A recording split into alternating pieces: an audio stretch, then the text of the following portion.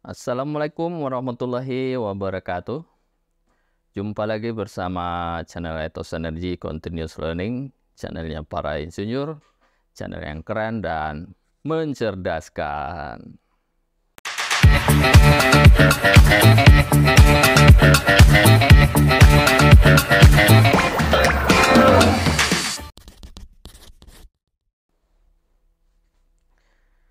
Oke, kali ini kita akan bincang-bincang lagi mengenai dunia keinsinyuran. Mudah-mudahan teman-teman tidak bosan mendengarkan topik-topik keinsinyuran ya. Oke, ini tidak semua sarjana teknik itu bisa menjadi insinyur ya. Nah, kalau misalnya teman-teman sarjana teknik sudah berkiprah, kemudian bekerja sebagai seorang insinyur di pekerjaan, tentu ini bisa diakui sebagai seorang insinyur. Itu buat teman-teman yang sudah lama ya, banyak pengalamannya lebih dari 10 tahun ya, itu bisa. Tapi kalau teman-teman yang baru saja lulus dari perguruan tinggi sarjana teknik, tentu mesti mengikuti program profesi insinyur di kampus-kampus ya. Sudah banyak kampus-kampus yang mengadakan program profesi insinyur. Ini harus berapa semester ya, kalau nggak salah ada 4 semester ya yang mesti dijalankan. Nanti baru setelah selesai program itu baru bisa mendapatkan gelar insinyur. Nah, kita bincang-bincang mengenai insinyur ini, kita tidak statis ya. Jadi begitu kita selesai dari dunia kampus, kita bukannya berhenti belajar gitu ya, tetapi kita adalah sebenarnya baru mulai belajar ketika kita selesai dari kampus. Karena akan berhubungan dengan dunia-dunia real di lapangan. Nah, bekal kita yang kita dapatkan di kampus itu kita kembangkan, kita pertajam lagi dengan fakta-fakta yang ada di lapangan. Tentu pendidikan ini tidak juga bisa kita lupakan ya. Tentu ini bisa menjadi basic buat kita untuk pengembangan diri gitu di. Oke, dalam pengembangan karir, pengembangan profesi, kita berbagai macam metode ya, kita bisa mengembangkan diri. Bisa belajar sendiri, bisa belajar berkelompok, atau bisa belajar juga dalam kelas ya. Nah, kita mulai dari diri kita sendiri, kita belajar sendiri, kita bisa baca buku, atau yang juga yang nggak suka baca buku bisa nonton di YouTube ya, di Instagram, ya, di LinkedIn, kemudian juga sekarang bahkan di TikTok juga sudah ada tips-tips bagaimana melakukan suatu pekerjaan ya, yang praktis, yang simple dan cepat gitu ya. Nah, ini salah beberapa contoh yang kita bisa gunakan, kita belajar sendiri ya. Tetapi ada juga karakter orang yang tidak bisa belajar sendiri. Ada orang yang pengennya belajar itu sambil mengobrol ya. Nah, bisa diskusi-diskusi sama senior-senior yang sudah duluan berkecimpung di dunia keinsinyuran. Kalau saya di bidang mekanikal, tentu saya cari senior yang di bidang mekanikal, banyak nanya, banyak diskusi, pengalamannya seperti apa, solusinya seperti apa. Nah, itu kita serap untuk kita juga melakukan pekerjaan lebih cepat, menyelesaikan memberikan solusi-solusi yang baik dan cepat dan hemat ya, dan juga safety gitu. Dan juga untuk pengembangan diri kita, kita bisa ikutin kelas-kelas informal, ke training-training ya, baik training offline ya. Dulu sebelum COVID itu banyak sekali training secara offline, harus berada di dalam kelas gitu. Kita ketemu instrukturnya, ketemu trainernya di dalam kelas, di dalam satu tempat, satu waktu ya. Tentu training yang offline ini kita biayanya itu kita perlu bayar trainernya tentu ya, bayar tempatnya, bayar transport, bayar penginapan kita. Tentu biaya trainingnya juga jadi mahal ya.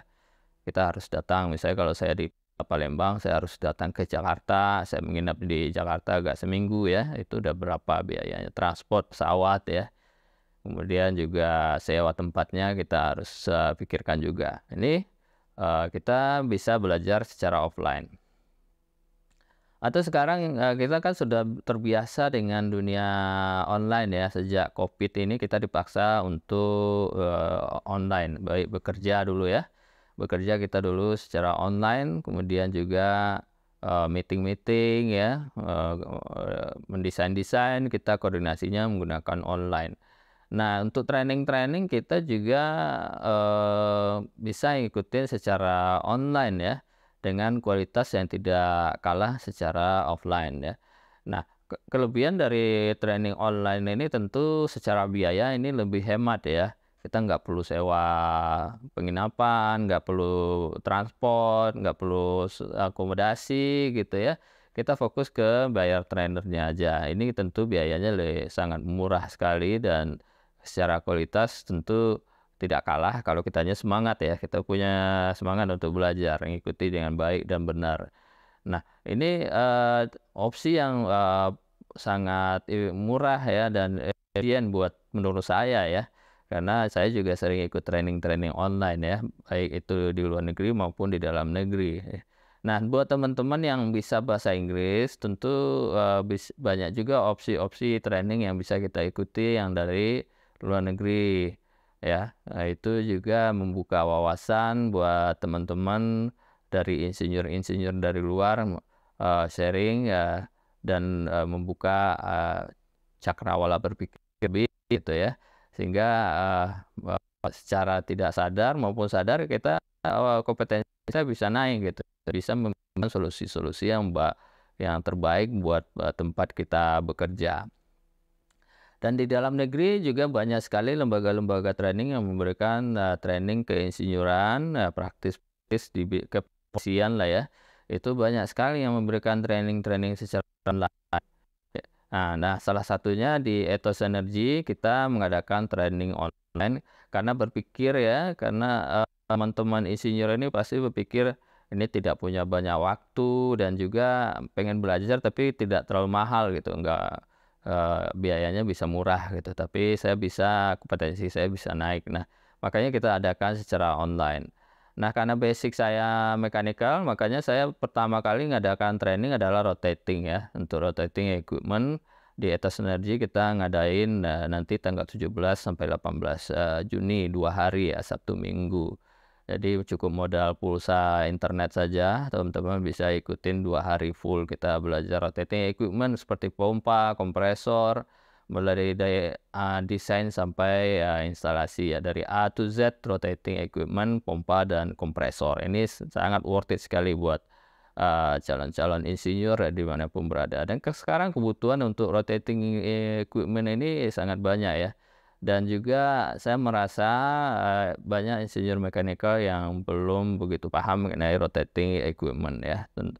Macam-macam pompa gitu ya, macam-macam kompresor ya, ada yang pompa sentrifugal, ada pompa di positive displacement, aplikasinya di mana saja, pemilihannya bagaimana, materialnya seperti apa, kemudian secara kualitas bagaimana mengeceknya, inspeksi, shop inspection, kemudian field inspection seperti apa, dan ya semua yang terkait dengan rotating nanti kita akan bahas pada training di Ethos Energy Continuous Learning. Jangan lupa nanti teman-teman yang membutuhkan training untuk rotating equipment tentu bisa join bersama Ethos Energy dan trainernya saya sendiri. Alhamdulillah saya punya beberapa cukup pengalaman lah ya, tentu yang bisa saya kasih ke teman-teman. Dan tidak cuma rotating saja, tapi kita juga akan memberikan training bagaimana cara menginterpretasikan gambar di oil and gas ya. Saya menyadari bahwasanya ada gap antara dunia kampus dengan dunia praktis di lapangan di dunia project ya. Ada gap gambar ya. Nah, jadi gambar yang di oil and gas ini berbeda ya, sangat banyak berbeda dengan apa yang diajarkan di kampus. Oleh karena itu kita mengajarkan mengenai PNID, proses flow diagram, kemudian ada gambar piping plan, gambar layout, gambar isometrik, kemudian juga kita ajarkan bagaimana spek-speknya pada piping, equipment gitu ya, spesifikasi kita akan memberikan introduction supaya paham apa yang akan dikerjakan di lapangan. Nah, ini di kampus tidak diajarkan bagaimana membaca gambar isometrik, gambar PNID gitu ya. Ini di Ethos Energy kita akan adakan training. Oke, kemudian kita juga ada training untuk teman-teman sipil ya. Sipil ini kita dunia sipil kebanyakan ilmu yang paling tua itu konkret ya. Nah, kita akan undang Bro Abbas, Maufi Abbas. Beliau sudah sangat banyak pengalaman di lapangan dan dia sudah tersertifikasi secara internasional. American Concrete Institute ya, udah ada sertifikasinya, dan kita undang beliau untuk training buat calon-calon insinyur di Indonesia ya. Jadi bisa bertanggung serta untuk ikut training ini. Kemudian juga nanti ada training untuk teman-teman proses engineer ya. Proses engineer ini kebanyakan untuk desain ya, hazard and operationability analysis. Nah, biasanya untuk hazard dan hazard ya, hazard identification ini biasanya dilakukan pada saat desain ya, desain mengoptimasi, mengidentifikasi bahaya-bahaya dan bagaimana memitigasi bahaya-bahaya tersebut dalam desain ya. Dan juga diperlukan hazard ini untuk asesmen facility, untuk sertifikasi, kemudian jika ada perubahan juga perlu dilakukan hazard. Dan juga ya banyak sekali pada saat konstruksi commissioning kita perlu juga melakukan hazard lagi, sangat banyak ya yang dibutuhkan oleh engineer, kompetensi cara melakukan hazard and operationability analysis ya, terpakai sekali ilmunya. Kemudian juga training mengenai kontrak ya, bagaimana cara strategi untuk membuat kontrak engineering ya. Jadi bagaimana peran seorang kontrak engineer di dunia project sehingga project itu bisa selesai sesuai dengan budget, on time, on schedule dan lain-lain sebagainya ya. Supaya tidak ada kendala ketika eksekusi project, tentu harus ada pemahaman bagaimana cara membuat kontrak yang baik dan benar ya, sehingga tidak terjadi dispute ya. Dispute itu ada ya ketidaksepemahaman mengenai kontrak antara satu pihak dengan pihak yang lain. Ini sangat penting buat tidak kalah penting juga buat insinyur juga memahami bagaimana apa saja hukum-hukum yang berlaku, apa-apa saja regulasi yang berlaku di dunia engineering, dunia konstruksi ya, atau dunia EPC ya.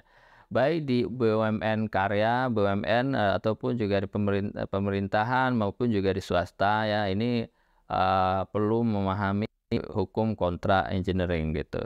Nah, ini engineer juga perlu memahami, menguasai sehingga bisa membuat karya-karya yang selesai dengan tepat waktu ya, on budget, on schedule, dan on quality ya. Kebanyakan proyek-proyek yang tidak selesai ini karena ada dispute di kontrak yang tidak jelas. Kita banyak baca berita, banyak proyek-proyek yang terbengkalai ini sangat menyedihkan sekali. Jadi kita insinyur-insinyur yang akan mendesain kontrak ini mesti paham dengan regulasi undang-undang yang terkait dengan pekerjaan tersebut dibuat dengan baik dan benar sehingga semua pihak yang terlibat, baik owner yang punya proyek, kontraktor, subkontraktor, vendor dan lain-lain sebagainya happy dengan melakukan proyek itu, melaksanakan proyek sampai selesai. Ya, itu training-training yang akan kita berikan buat teman-teman calon-calon insinyur maupun juga para profesional semua. Silakan kontak kita kalau mau join bersama kita untuk meningkatkan kompetensi bersama Ethos Energy Continuous Learning. Silakan, kita sangat welcome sekali. Oke, itu yang bisa kita sampaikan program-program Ethos Energy tahun ini, mudah-mudahan bermanfaat ya. Stay tune bersama channel kita, channel Ethos Energy Continuous Learning. Banyak sekali konten-konten kita yang positif dan bisa sangat bermanfaat. Oke, sampai jumpa di video kita selanjutnya. Assalamualaikum warahmatullahi wabarakatuh.